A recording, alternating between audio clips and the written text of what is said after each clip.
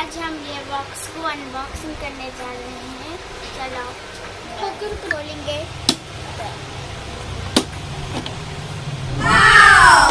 ये देखो गाइस, इसमें इसकी चाबी भी है। अरे इसमें तो कोई नहीं है, इसमें तो क्या भी नहीं है।